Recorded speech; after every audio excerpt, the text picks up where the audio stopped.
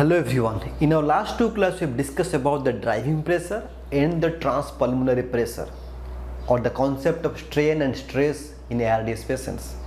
Now in this class, we will discuss how to reconcile both of them and use clinically at the bedside to reach at a conclusion. So let us discuss.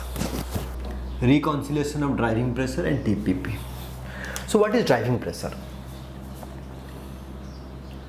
So driving pressure is that pressure above PEEP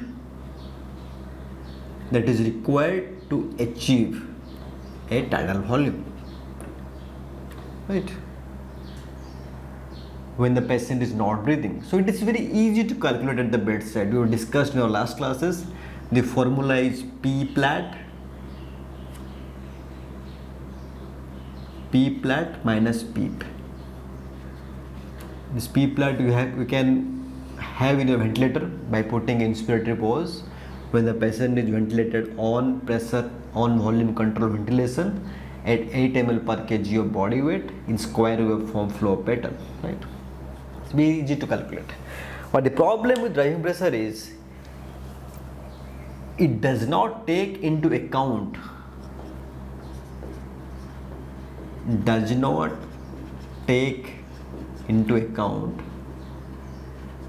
the chest wall compliance, right? It assumes that the chest wall compliance is negligible.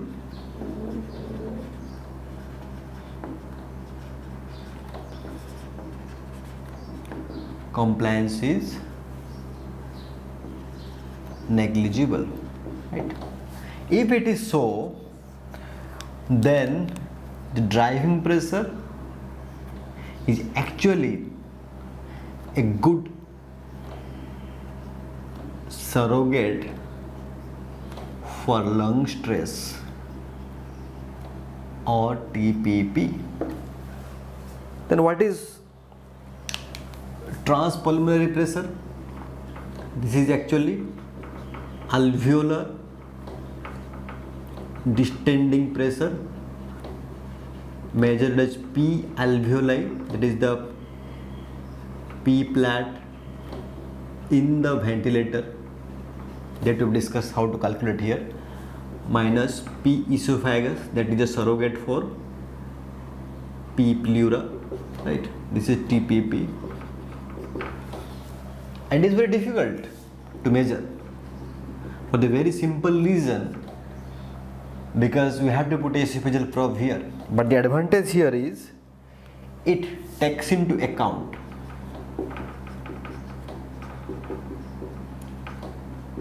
the pressure contributed by the chest wall compliance in high risk condition like obesity, abdominal compartment syndrome, or thoracic wall abnormality. In those situations, TPP is actually better than calculating the driving pressure, right? Now in a real situation in our patient, how to apply this? Let us discuss. So you start the treatment of an ARDS patient by using lung protective ventilation. Then you assess the driving pressure. Formula is P flat minus PEEP. So if the driving pressure value is less than 14 centimeter of water, then that is very nice. However, if it is more than 14 centimeter of water or significant more than the baseline driving pressure, in that situation, next you have to see is if there is any high risk condition, high risk conditions present or not. What are the high risk conditions? Obesity, abdominal compartment syndrome or thoracic wall or case abnormality and other things, right? If this is not there, if this is no, then if the P flat is not more than 30, so there is no high risk condition, and the P plate is not more than 30, then how to manage this patient from here? We have to, the measures to decrease the driving pressure has to be taken here. What are the measures? Optimize PEEP, decrease tidal volume, do some recruitment maneuver. This thing you have to do. However, if high risk condition is present and the P flat is more than 30, if these conditions are yes, then here put an esophageal probe and measure the transpulmonary pressure. Now what is the treatment here?